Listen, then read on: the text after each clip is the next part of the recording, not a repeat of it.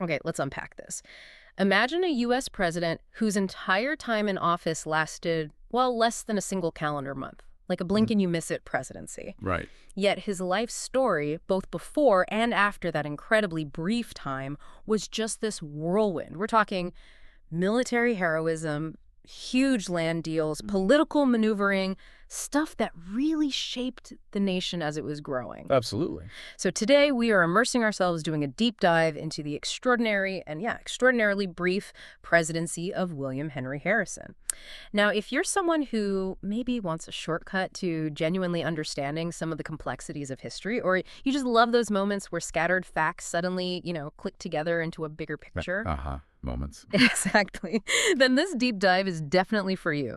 We're not just rattling off dates and facts here. We're digging through a whole stack of sources to unearth those surprising nuggets, the insights that tell the story of a figure who often gets overlooked, mostly because his time in the White House was so short. But his impact, it resonated for decades across the American landscape. Yeah, and what's really compelling about Harrison, I think, is that while he definitely holds that record shortest presidency, no question his life offers this incredibly rich, really intricate tapestry of early America. Right. You've got the frontier, military strategy, how government worked back then, even how political campaigns started to, evolve. Yeah. So our mission today really is to pull out those crucial insights from the accounts we have, the historical analyses. We want to understand the why behind his big actions and connect his personal journey to that much larger story of American expansion, the development of government. And also explore the tragic circumstances that cut his term so incredibly short. Exactly. It's a fascinating mix. So to guide us, we've gathered quite an array of materials. We have detailed biographical sketches, tracing his family background, pretty aristocratic, actually, in his early military days. Then there are accounts of those often pretty controversial land treaties with indigenous peoples. We'll look at the almost theatrical nature of his presidential campaigns. They really did break new ground in American It politics. really did.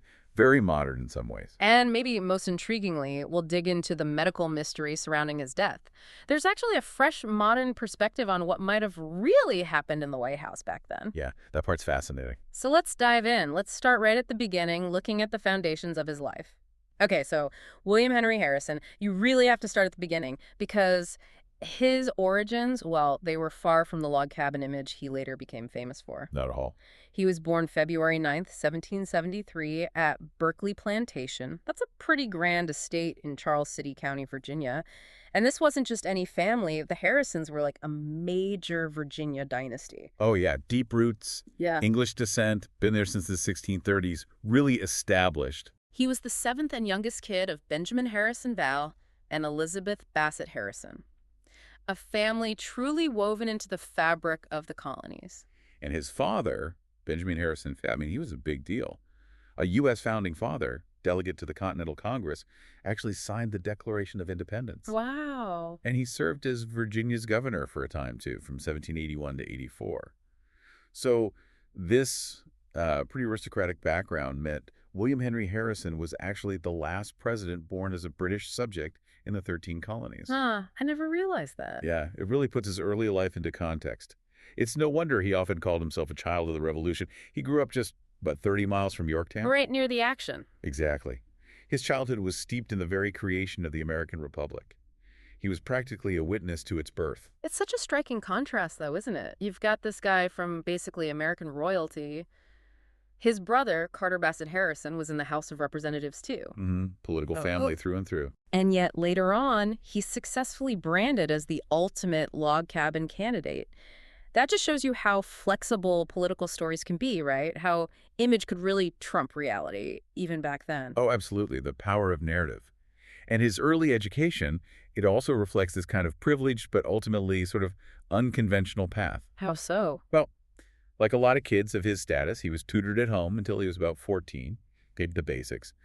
Then he went off to Hampden-Sydney College, which was Presbyterian, spent 3 years there, got a really rigorous classical education, Latin, Greek, French, logic, debate. The whole 9 yards for a gentleman of the time. Pretty much. Preparing him for public life or maybe intellectual pursuits. But then his father, who was an Episcopalian, pulled him out. Yeah, that's the story. possibly over religious differences, the strict Presbyterianism maybe. Mm. So after that, he had a couple of short stints in academy in Southampton County, stayed with his older brother Benjamin in Richmond. Kind of bouncing around a bit. A little bit. And then eventually he moves to Philadelphia in 1790. And that move, well, that really set the stage for a major shift in his life. Right, because his father died the next spring, 1791. Exactly. And William, he's kind of directionless, maybe short on funds. He ends up under the care of Robert Morris, a big name, family friend in Philly. The financier of the Revolution, right? That's the one. And Morris points young Harrison towards medicine. So he starts studying at the University of Pennsylvania with these giants of early American medicine, Dr. Benjamin Rush, another signer of the Declaration, Wow. and Dr. William Shippen Sr. So it looked like a pretty prestigious path, continuing those hopes for his future. But it didn't take. It seems pretty clear medicine just wasn't his thing. Sources say he just didn't prefer it, plus his older brother got most of the inheritance, so Harrison didn't really have the money to keep going with medical school anyway. Ah, okay. So he withdrew. Though, fun fact, he's still listed as a non-graduate alumnus of Penn's medical school class of 1793. Huh. So this raises a really interesting point then. How did this sudden shift, from classics, then medicine, to just jumping into a military career? Yeah. How did that shape him as a leader later on, especially dealing with the frontier? Yeah, that's a great question. It suggests he was pretty adaptable, maybe searching for something that fit his, temperament better. It certainly wasn't a planned path. And that jump into the military, it was incredibly sudden, like really sudden. He was directly influenced by his father's friend, Governor Henry Lee III of Virginia, Light Horse Harry Lee. Okay. So August 16th, 1791, Harrison is 18 years old. Within 24 hours of meeting Governor Lee, boom, he's commissioned as an ensign in the U.S. Army. Just like that. Just like that. No slow ramp up. He's immediately assigned to the 1st American Regiment at Fort Washington, modern-day Cincinnati, right in the middle of the Northwest Territory, and smack dab in the ongoing Northwest Indian War. Wow, talk about being thrown in the deep end. A real baptism by fire. His biographer, William Freeling, tells this almost unbelievable story. Oh, the recruiting story. Yeah. Like one of his first jobs was recruiting. And he supposedly rounded up 80, quote, thrill seekers and troublemakers off the streets of Philadelphia, convinced them to enlist, and then personally marched them all the way to Fort Washington. It's incredible. Talk about learning on the job. From med student to recruiting sergeant, practically, then straight into the dangers of the frontier. It's quite the origin story for a president. Really shows he could lead under pressure, even then. Absolutely. And it seems like his talent for military command was noticed pretty quickly. Definitely. He rose fast. By 92, he's a lieutenant, serving under Major General Mad Anthony Wayne. Wayne was a really respected officer who took over after some pretty bad defeats for the Americans out there. Right. And by 1793, Harrison becomes Wayne's aide-de-camp. That's a key position. Gave him invaluable direct experience in commanding troops on the frontier, learning strategy firsthand from Wayne. He's right there at the Battle of Fallen Timbers, August 20, 1794. The decisive battle, right. The one that basically ended the Northwest Indian War. Yeah, it's the one. It secured huge territories for the U.S. And Harrison did well there. He did. General Wayne specifically praised his, quote, conduct and bravery for relaying orders across the battlefield, getting troops moving. That's a serious compliment from someone like Wayne. Definitely. And his involvement wasn't just on the battlefield, right? He was part of the Treaty of Greenville. He was. He signed it as a witness in 1795. And that treaty was hugely important. It formally handed over a massive chunk of indigenous land to the federal government, basically opened up 2/3 of what's now Ohio to American settlers. It completely changed the map, politically and demographically. So these early military years were clearly crucial for him, shaped how he saw warfare, but also the whole messy reality of frontier expansion and land deals. Absolutely foundational. And around this time, 1793, his mother died, and he inherited about 3,000 acres and several enslaved people from the family estate back in Virginia. Did he keep it? No, he was still active in the Army, so he sold the land to his brother. Maybe suggests his focus was still military, wanted to keep things simple. Kept serving, got promoted to captain in May 1797, but then resigned from the Army on June 1st, 1798. Interesting. After almost 7 years, what prompted that, do we know? Well, it hints that maybe his ambitions were growing beyond just the military, maybe looking towards civilian life, politics, perhaps. And before he left the Army, he also got married. Right. Met Anna Tuthill Sims in North Bend, Ohio in 1795. He was 22. And she also came from a pretty notable family. Her father was Judge John Cleave Sims, a Revolutionary War colonel. represented in the Congress of the Confederation. Okay, so another prominent connection. Definitely. And their courtship story is kind of legendary. Oh, how so? Well, Judge Sims, apparently a pretty stern guy, initially refused to let them marry. Didn't think Harrison, this young officer, had a stable future. So what did they do? They eloped. November 25, 1795. Got married in secret at the home of Stephen Wood, the treasurer of the Northwest Territory. Huh, and the honeymoon. Get this. Because Harrison still had military duties, they spent their first married days at Fort Washington. That's dedication. Or maybe just practicality back then. I love the story about Judge Sims confronting Harrison later. Oh, yeah, asking how he planned to support a family as just a captain. And Harrison's reply, "By my sword and my own right arm, sir." Classic frontier bravado. It says so much about him. It really does. But while it sounds romantic, the marriage was also, let's be honest, strategically smart for Harrison. Politically, economically. How so? He could tap into his father-in-law's connections. Judge Sims was a major land speculator. That turned out to be crucial when Harrison moved into civilian life. Right. Even though Sims had his doubts at first, didn't he write something pretty blunt? He did. Famously wrote to a friend that Harrison can neither bleed, plead, nor preach, and if he could plow, I should be satisfied. Ouch. That really shows the practical concerns back then, doesn't it? Military glory was nice, but could you actually provide? Exactly. But Sims eventually came around. He sold the couple 160 acres in North Bend, and that's where Harrison built their home, Grouseland, and started a farm. And Anna, she seems like she was pretty tough herself. Incredibly resilient. They had 10 children, which took a toll on her health. Apparently, she was often unwell. But she outlived William by 23 years, died at 88 in 1864. Wow. And one of their kids, John Scott Harrison. Right. He became the father of future President Benjamin Harrison, making William Henry and Benjamin the only grandfather-grandson pair of presidents.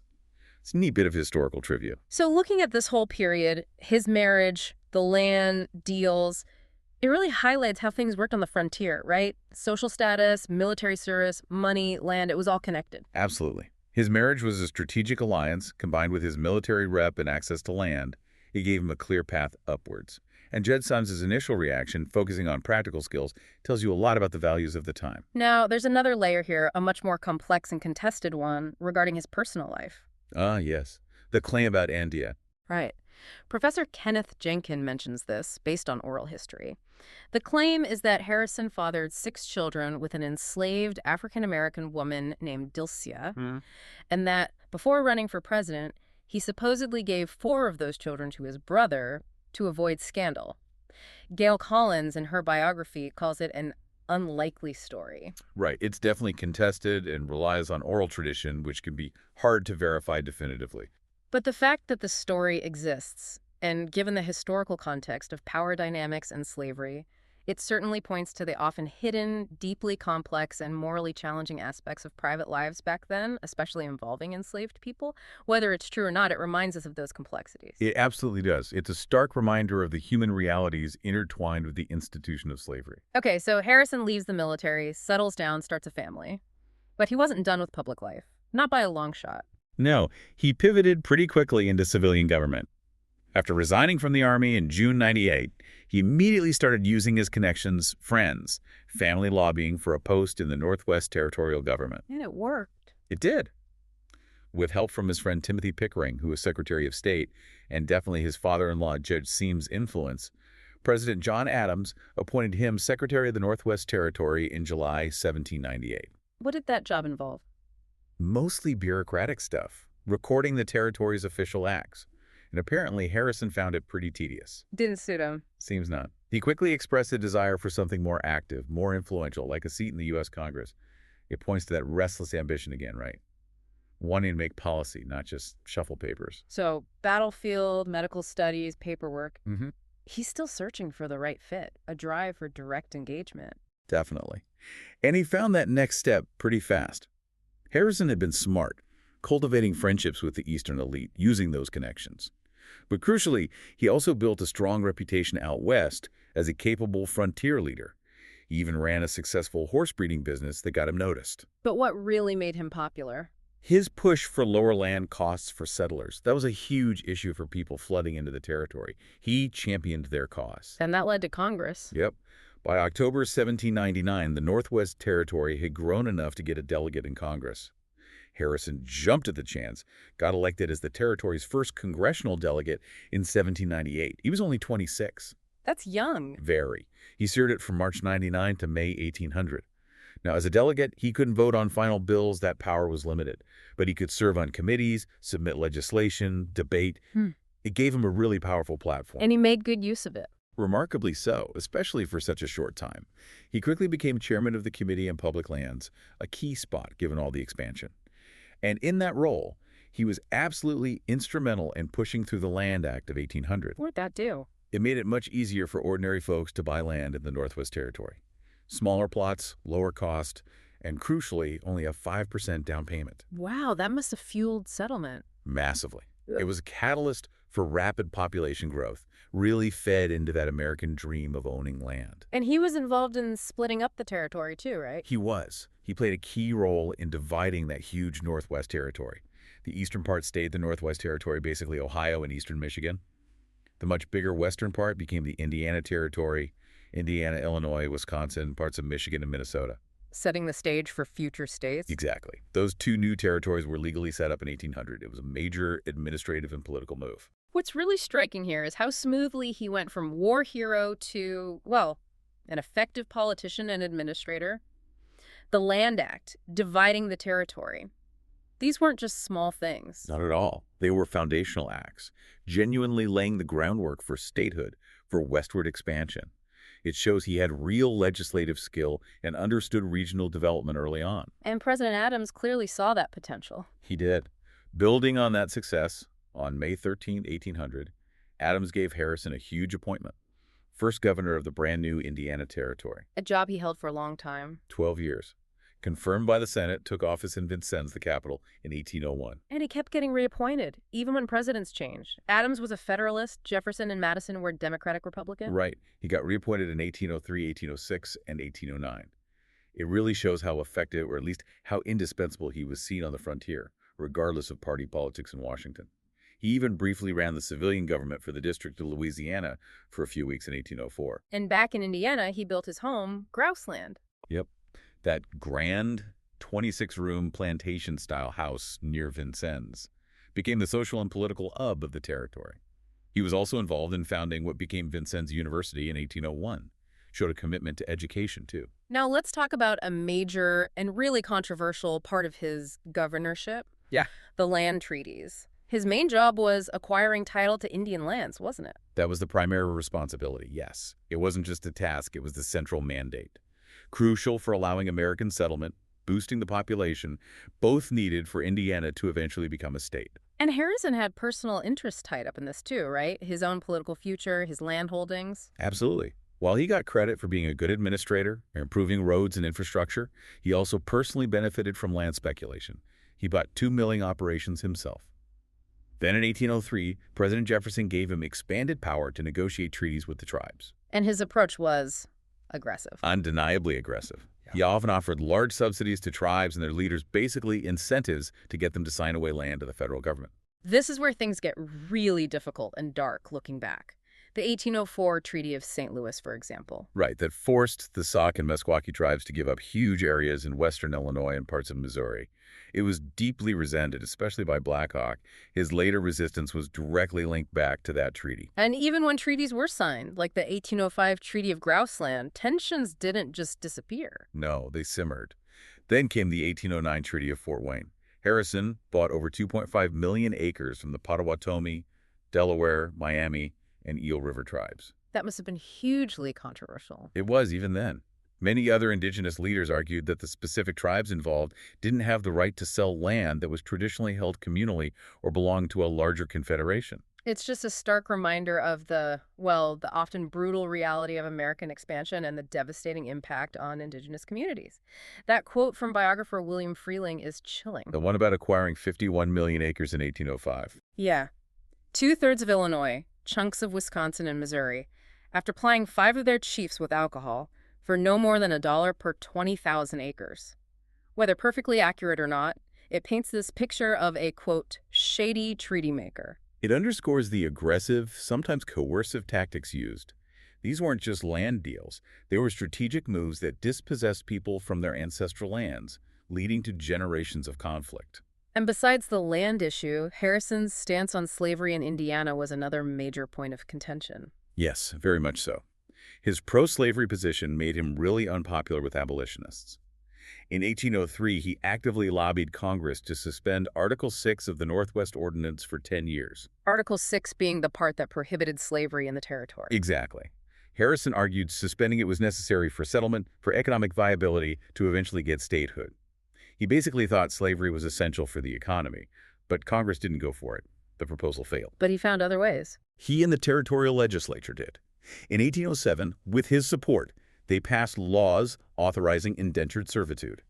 These laws gave masters huge power, often for life, over the service of black individuals. So, basically, slavery by another name. Pretty much. A way to get around the ordinance's prohibition. This really highlights the complexities, the contradictions of early America. Here's a future president, a national hero later on, pushing policies that seem completely at odds with the nation's ideals. It's a powerful reminder that historical figures are rarely simple.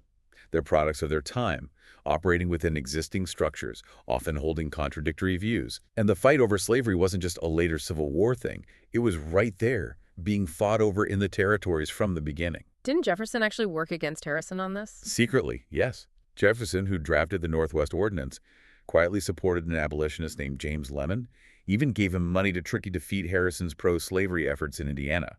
And eventually, the abolitionists gained ground. In the 1809 elections, they got more power in the legislature. And they repealed those indentured servitude laws. They did in 1810. It was a significant, though maybe temporary, setback for the expansion of slavery in that territory. So all these tensions over land, over slavery, they eventually boiled over into open conflict, which brings us to a really defining moment for Harrison, Tecumseh's War. Right. Indigenous resistance to American expansion really peaked under the leadership of the Shawnee brothers, Tecumseh and Tenskwatawa. Tenskwatawa was the prophet, right? Yes. He preached this powerful message, rejecting white ways, returning to traditional practices, and claiming spiritual protection against the settlers. It was a very nativist revitalization movement. And Harrison knew this was brewing. Oh, yeah. He had spies among the tribes. He knew about the growing resistance. He kept asking President Madison for military funding, seeing the potential for a major conflict. Madison was hesitant at first, though. So Harrison tried negotiating. He did, but it was more like an attempted intimidation. He sent a letter to Tecumseh, basically bragging about American military might. That famous line, "Our bluecoats are more numerous than you can count, and our hunting shirts are like the leaves of the forests." Trying to scare him off. Did it work? Not on Tecumseh. In August 1810, Tecumseh leads 400 warriors down the Wabash to meet Harrison in Vincennes.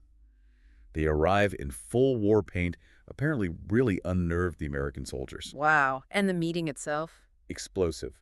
Held at Grouseland, Harrison's home, Tecumseh just lays into Harrison, calls the Fort Wayne Treaty illegitimate, says no single tribe can sell land that belongs to everyone without agreement, demands it be nullified, warns against more settlement. He didn't hold back. Not at all. He even told Harrison he'd threatened to kill the chiefs who had signed the treaty if they followed through.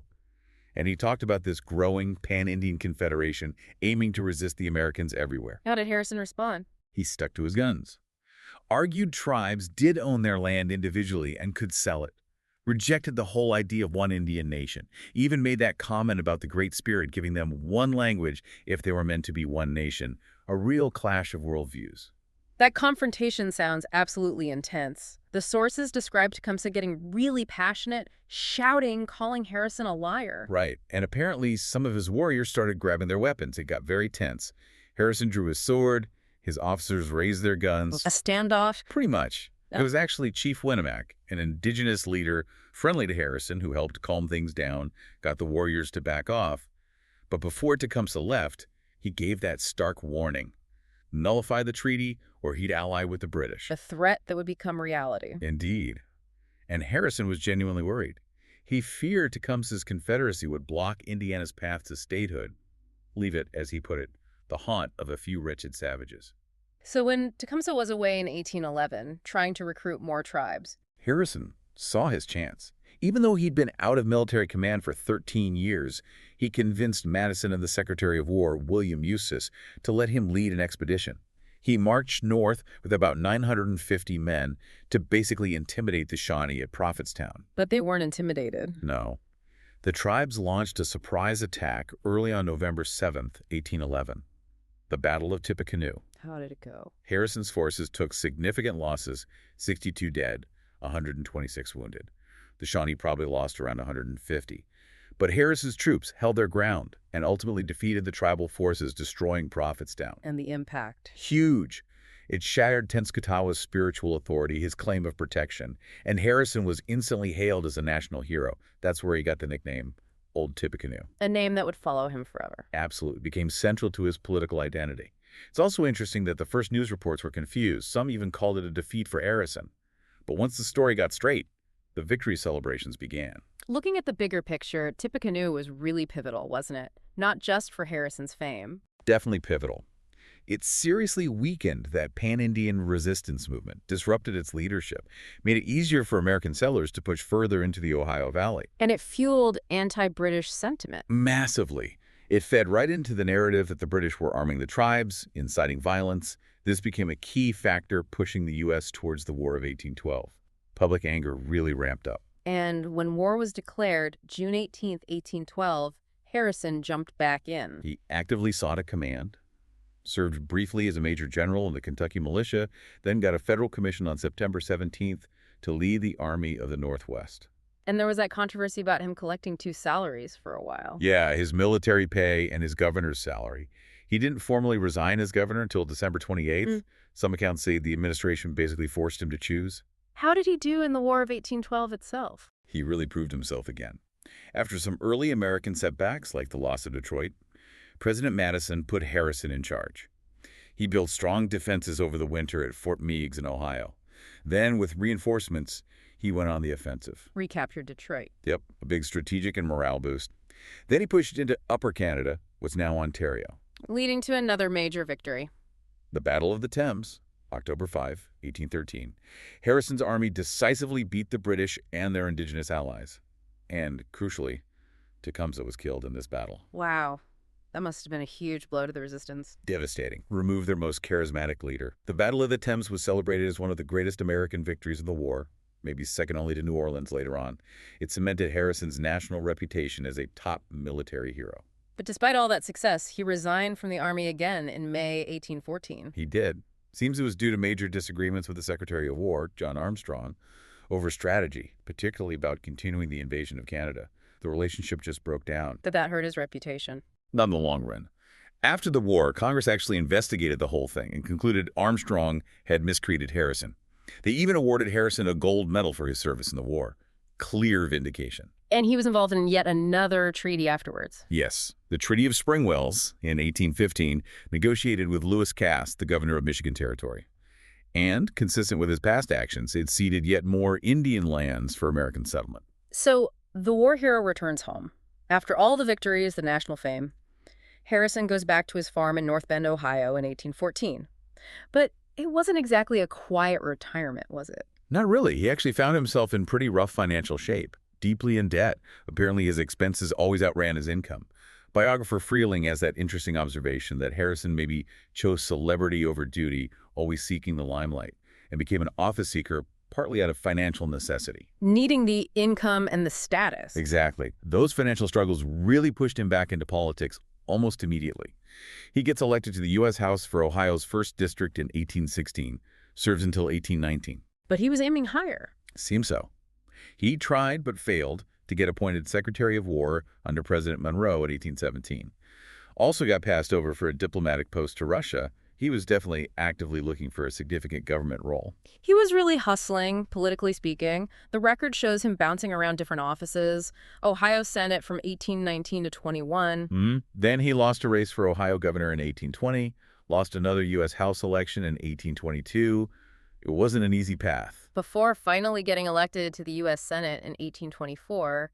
It's such a human story, isn't it? Even a famous war hero dealing with money problems, trying to find his place after a big career shift. Fame didn't automatically mean an easy life. Not at all in the early republic.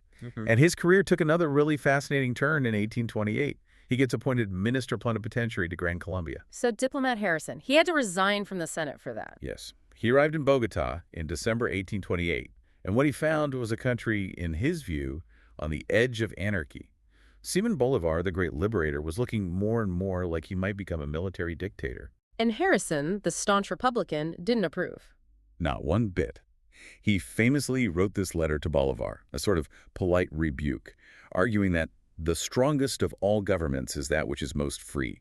He basically urged Bolivar to stick with democracy, resist the lure of absolute power. That's pretty bold for a diplomat, directly challenging the leader of the country you're posted in. Extremely bold, and Bolivar's response is equally famous, especially in Latin America. He shot back that the U.S. seemed destined by Providence to plague America with torments in the name of freedom. Wow, quite a statement. So Harrison's time there was difficult. Very.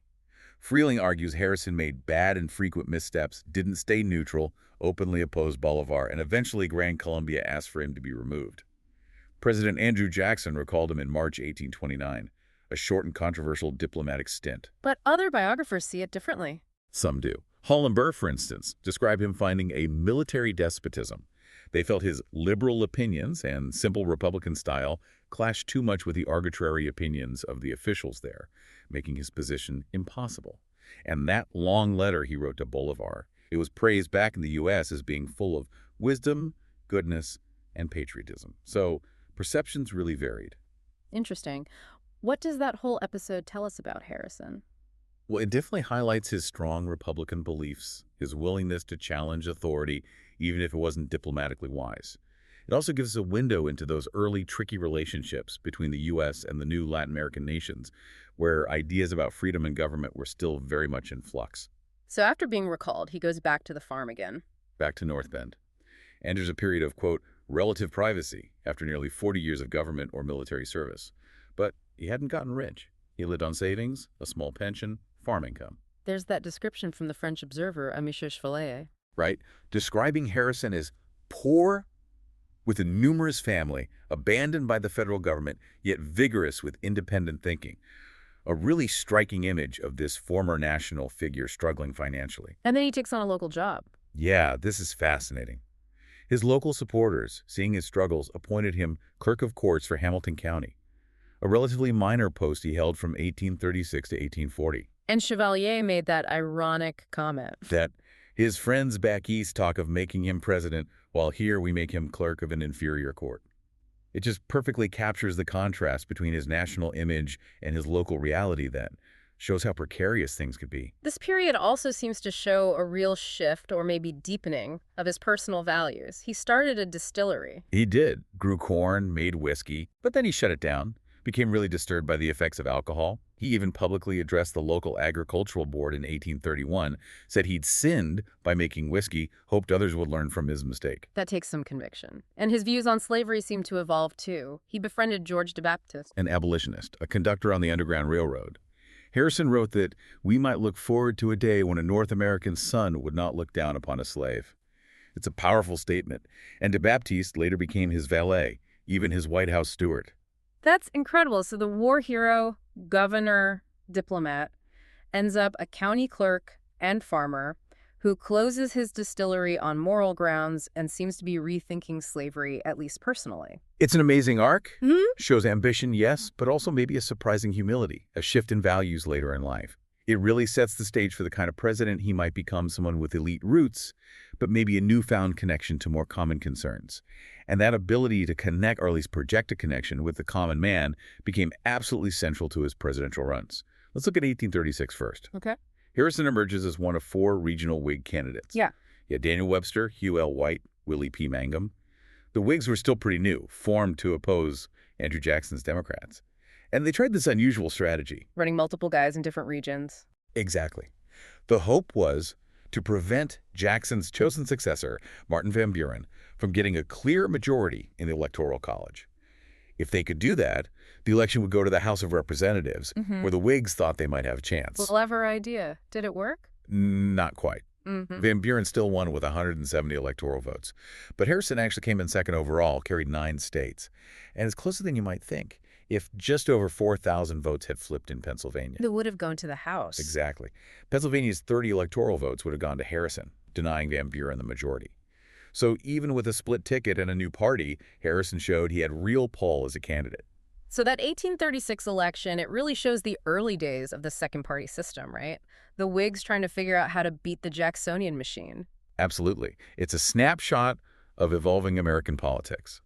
Parties were still experimenting with how to mobilize voters nationally, and Harrison's strong showing clearly marked him as someone to watch for the future. So fast forward to 1840. The Whigs have learned a few things. They have. This time, Harrison is their sole candidate against the incumbent, Van Buren. And the Whigs were smart. They saw Harrison's unique appeal. Southern-born, war hero. A deliberate contrast to Van Buren, who they relentlessly painted as aloof, uncaring, aristocratic. They picked him over bigger Whig names like Clay and Webster. They did. Uh, Clay and Webster were more established, but also more controversial, maybe seen as too elite themselves. Harrison had broader, more populist potential. and the campaign itself. It was something else. A masterclass in early political branding. They hammered on Harrison's military record. Old Tippecanoe was everywhere. And crucially, they exploited the weak economy, the fallout from the Panic of 1837. Blaming Van Buren Van Ruin. Exactly. Tied the nation's economic pain directly to the guy in charge. Very effective. The Democrats tried to hit back, right? By Yeah. mocking Harrison. They did. Called him Granny Harrison, the petticoat general, because he'd resigned from the army. Pointed out his name spelled backward was No Sirrah. Tried to paint him as this provincial, out-of-touch old man who'd rather just sit in his log cabin drinking hard cider than run the country. Trying to make him seem too simple, too rustic. Yeah, but it backfired. Big time. How so? In a stroke of genius, Harrison and his running mate John Tyler just embraced the insults, the log cabin. Hard cider. They made them the symbols of the campaign. Turned the negative into a positive. Completely. Put them on banners, posters, pamphlets. They even made little log cabin-shaped bottles of hard cider. It was all about connecting Harrison to the common man. Pure marketing brilliance. It really was. That quote Freeling uses from the pro-Van Buren paper after the election is perfect. We have been sung down, lied down, and drunk down. Sums it up perfectly, doesn't it? Describes this new American political process. Harrison, from this wealthy slaveholding Virginia family, gets successfully repackaged as a humble frontiersman, like Andrew Jackson, while Van Buren, who came from more modest roots, gets painted as the snooty elitist. Total inversion of reality. And they had specific attacks, too, like the gold spoon oration. Oh yeah, Whig Congressman Charles Ogle just ripped into Van Buren's White House lifestyle, the fancy furnishings, contrasting it with Harrison's supposed simple life, and they had that catchy chant. The wort one. That's it. Old tip. He wore a homespun coat. He had no ruffled shirt. Wort. But Matt, he has the golden plate, and he's a little squirt. Wort. And people would actually spit tobacco juice on the wort. Really playing up that rough common man image. It's absolutely fascinating. The 1840 campaign feels like the blueprint for so much modern political branding and mudslinging. The symbols, the slogan, Tippecanoe and Tyler, too. Harrison actually campaigning actively. Entertaining crowds with Indian war whoops, diverting attention from the economy. It was all there. That rally at Tippecanoe drew 60,000 people. Unheard of back then. Showed the power of these mass events. Even Ohio's nickname, Buckeyes, might trace back to Harrison's campaign using Buckeye leaves as symbols. So this election really marks a huge shift, doesn't it? Towards populist messaging, engaging voters directly, not just relying on party bosses. A massive shift. It showed the growing power of public image, of simple, relatable stories, even if they stretch the truth. It was also maybe the first election with an October surprise. Oh, yeah. What was that? Just days before the vote, Van Buren's Justice Department accused the Whigs of stupendous and atrocious fraud in a Pennsylvania election 2 years earlier, a last-ditch effort to swing voters. Did it work? Didn't seem to matter much in the end. Voter turnout exploded, hit 80%, up 20 points from the last election. People were engaged. And Harrison won big. Landslide in the Electoral College, 234 to 60 for Van Buren. The popular vote was closer, less than 150,000 votes difference, but he carried 19 out of 26 states. A decisive victory, driven by a whole new way of doing politics. So Harrison wins this landmark election. He arrives in Washington, and apparently he's determined to show everyone he's not just the backwoods caricature his campaign created. He wants to be seen as serious, educated, thoughtful. Ready to govern. Exactly. So Inauguration Day, Thursday, March 4th, 1841. It's a really cold, wet day. And Harrison famously braved the weather. He did. No overcoat, no hat, rode on horseback to the ceremony. It was partly a show of vigor, maybe still playing that common man role a bit, defying the elements. And then came the speech, the long speech. Oh, the longest inaugural address ever, 8,445 words. Took him nearly 2 hours to read. And that was after Daniel Webster supposedly edited it down. Wow. He was making a statement. I'm not just old Tippecanoe. Precisely. Though Freeling points out the irony. Here's this lifelong office seeker, elected through intense partisan politics, now using his speech to criticize both practices. A fascinating contradiction. What was actually in the speech? What was his vision? Well, it was really his only chance to lay out his approach, the Whig agenda. It was a clear rejection of Jackson and Van Buren. He talked about trusting in almighty power. And specific policies. He promised to reestablish the Bank of the United States, expand credit with paper money, that's pure Henry Clay, the American system. He also said he'd defer to Congress on laws, only use the veto if something was unconstitutional. Reversing the spoils system, too. Yes, promised qualified staff, not political rewards. And interestingly, he declared he wouldn't run for a second term, maybe to ease fears about executive power. So very much a Whig platform, limiting the president's power compared to Jackson. Absolutely. Condemned the previous administration's spending, pledged not to mess with Congress's financial policy. He explicitly committed to a weak presidency, deferring to Congress as the first branch. That was core Whig ideology. Did he address slavery? He did. As a slaveholder himself, he sided with states' rights, warned against one state trying to control another's domestic institutions, saying it would lead to disunion, violence, and civil war. A pretty stark warning. And he mentioned religion. Stressed reverence for Christianity, linked morals and religious liberty to national happiness. Overall, the speech was maybe a bit vague on specifics, but the themes were clear. Limited presidency, deference to Congress, avoid stirring up trouble over slavery or terrorists. You can almost hear him saying, stick to the Constitution, that's all I ask. After that marathon speech, his day wasn't over, though. Not even close. Rode in the parade, stood in a receiving line at the White House for 3 hours, then attended 3 inaugural balls, including the big Tippecanoe ball with 1,000 guests. That sounds absolutely exhausting for anyone, let alone a 68-year-old man. Must have taken a toll. You have to think so. And his presidency, short as it was, immediately ran into big challenges, especially over patronage, who gets the government jobs. The spoil system he promised to end. Enter Henry Clay. Exactly. Clay, the powerful Whig leader, expected to basically run the show, dictate appointments. He conveniently forgot the party platform against the spoils system when it suited him. How did Harrison react? He stood up to him, famously told Clay, "Mr. Clay, you forget that I am the president." Ooh, burn. Pretty much. And Harrison then appointed Daniel Webster, Clay's main rival as Secretary of State, gave Webster's guys lots of jobs. The only bone he threw Clay was appointing Clay's ally, John J. Crittenden, as Attorney General. Showed Harrison wasn't going to be pushed around, even by Clay. But he still faced pressure from job seekers. Oh, massively. Yeah. The White House was apparently overrun. Harrison had delayed appointments until after the inauguration, so everyone showed up at once. The place was just mobbed. He wrote that letter complaining about it. March 10th. I am so much harassed by the multitude that calls upon me that I can give no proper attention to any business of my own. There are these crazy stories. Like people stuffing petitions in his pockets. Yeah, Alexander Hunter recalled that.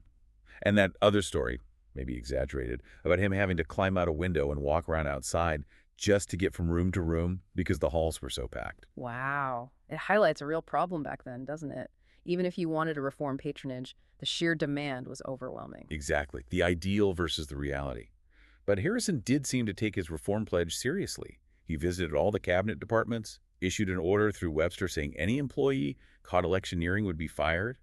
He even pushed back against purely partisan demands. Like when that group wanted all the Democrats fired. Right. He supposedly proclaimed, "So help me God, I will resign my office before I can be guilty of such an iniquity." And he stood up to his own cabinet when they tried to overrule his choice for governor of Iowa Territory, John Chambers. What did he say? Declared, "William Henry Harrison, President of the United States, tells you, gentlemen, that by God, John Chambers shall be governor of Iowa." Pretty forceful. So, despite the chaos, he was trying to assert control. Did he make any major policy decisions in that month? Only one of real consequence. Calling Congress into a special session. Clay wanted it. Harrison initially didn't. The cabinet was split. What changed his mind? The Treasury Secretary, Thomas Ewing, reported the government was basically broke. Couldn't operate until Congress met again regularly in December. So Harrison had no choice, really. He proclaimed the special session for May 31st. Driven by necessity, but he wouldn't live to see it convene. Tragically, no. Events were already in motion that would cut his presidency incredibly short. It sounds like Harrison was just physically worn out. The constant job seekers, the social demands. He was exhausted, and he kept ignoring the cold weather, going out without proper clothes. That certainly couldn't have helped his immune system. Remember the inauguration, 2 hours in the cold rain without a coat. Right. And he kept doing it. Yeah. Apparently. Wednesday, March 24th, just 3 weeks in, takes his usual morning walk to the markets. Again, no coat or hat. Gets caught in a sudden downpour. Comes back, doesn't change his wet clothes. Oh. Things went downhill fast. Friday the 26th, he feels sick, cold symptoms. Sends for Dr. Thomas Miller. Gets some medicine, feels a bit better initially. But it didn't last. No. Saturday, he's worse, back in bed with a severe chill after another morning walk. Miller tries a mustard plaster, laxatives. Then, early Sunday morning, March 28th, severe pain in his side. Pneumonia. That's what Miller diagnosed after trying bloodletting, which he had to stop because Harrison's pulse dropped and heated cups. Right lung pneumonia.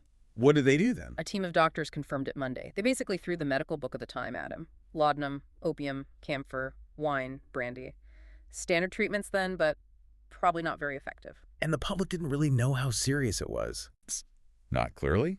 No official announcements, just rumors, conflicting newspaper reports. People noticed he missed church. His cabinet and family were called to his bedside, but his wife Anna was still back in Ohio, packing to move to Washington. She likely had no idea how bad it was. So sad. And his condition kept getting worse. Yes. Saturday evening, April 3rd, he developed severe diarrhea that turns out to be a key symptom and became delirious. Around 8:30 that night, he spoke his last words, apparently to his doctor, but likely meant for Vice President Tyler. Sure, I wish you to understand the true principles of the government. I wish them carried out. I ask nothing more. A final plea for his vision of governance. And then he died. Just after midnight, 12:30 a.m., April 4th, 1841, Palm Sunday. Exactly 1 month after taking office, 9 days after falling ill, the first president to die in office. A huge shock to the nation. Now, this is where the story gets that modern twist. For years, everyone believed the story. He caught a cold at the inauguration, it turned into pneumonia, killed him. A romantic, tragic tale. Right, the story of commitment leading to death. But that 2014 medical analysis by McHugh and Makowiak offers a really different perspective. Based on the doctor's notes and the White House water supply. Exactly. They looked closely at the symptoms, especially that severe diarrhea late in the illness, which isn't typical of simple pneumonia. And they considered that the White House water back then was sourced downstream from public sewage. Oh, dear. Typhoid. Their conclusion: likely septic shock caused by enteric fever, probably typhoid or paratyphoid fever, contracted from contaminated water or food, not just a cold caught in the rain. That's a huge aha moment. Shatters the old myth with a much more, well, grim and pragmatic reality of sanitation back then. It really does. Yeah. A compelling piece of medical detective work. His death led to this unprecedented 30-day national mourning period. Big public ceremonies modeled on European royal funerals. The funeral was at the White House. Invitation only. April 7th, East Room. Then his coffin went to the Congressional Cemetery vault. Solomon Northup, of 12 years a slave fame, actually wrote about the procession in D.C. The cannons, the tolling bells, the houses draped in black. He captured that sense of public grief. And then his body was taken back to Ohio. That June. By train, then river barge to North Bend. Reburied July 7th on Mount Nebo, now the Harrison Tomb State Memorial.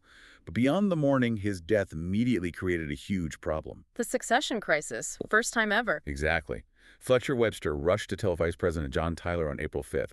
Tyler got back to Washington on the 6th, and suddenly this ambiguity in the Constitution, Article 2, Section 1, Clause 6, became critical. The part about what happens if the president dies. Right. It says the same shall devolve on the vice president.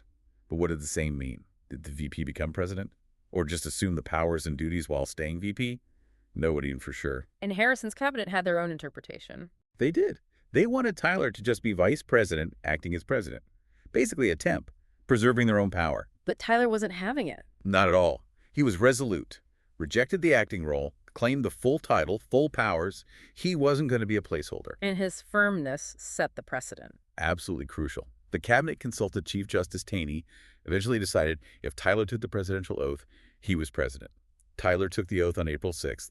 Congress debated it briefly, but then passed a joint resolution on May 31st confirming Tyler as president for the rest of Harrison's term. So Harrison's death completely unintentionally solved this huge constitutional question. Precisely.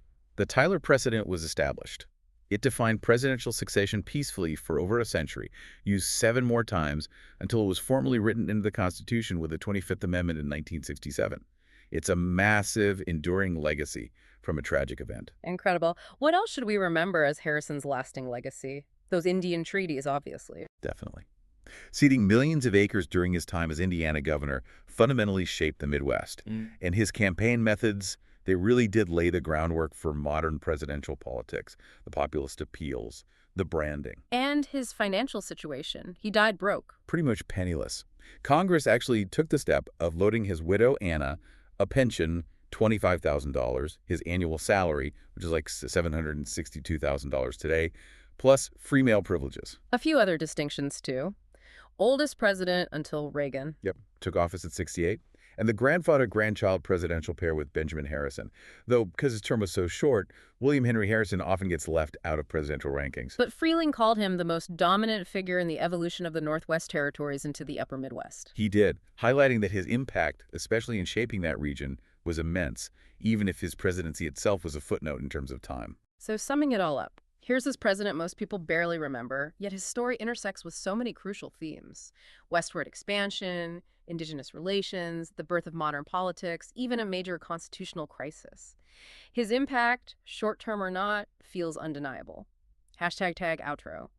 So we've really seen how William Henry Harrison was so much more than just, the guy with the shortest presidency. He was this child of the Revolution from an elite background who became a frontier soldier, a governor. Navigating those really complex, often violent relationships with indigenous peoples, using both diplomacy and force to expand the U.S. Right, and then he pioneers modern campaigning, connecting with the common man despite his own aristocratic roots. It was revolutionary stuff. Absolutely. Yeah. And then his sudden death, by pure chance, triggers this constitutional moment that profoundly reshapes the presidency itself for over 100 years. His whole story, it just brilliantly illustrates how quickly things could change in early America, right? From privilege to the frontier, political office to financial struggles, and back to the very top. It really does. And it's such a powerful reminder that historical figures are, products of their time. They're full of contradictions. Their legacies, even the ones cut short, like Harrison's, can have these huge, unforeseen consequences for how the country works. Yeah, his story really highlights how ideas about leadership, public service, even democracy itself were still evolving back then. Constantly changing. And thinking about how his brief term accidentally cleared up the whole succession issue and how his campaign just dramatically changed political advertising. It really makes you wonder, doesn't it? I bet. Well, what other seemingly small events, or maybe tragic ones, in history might have unintentionally set these major, long-lasting precedents, simply because they forced people to confront a question that hadn't really been answered before? That's a fascinating thought.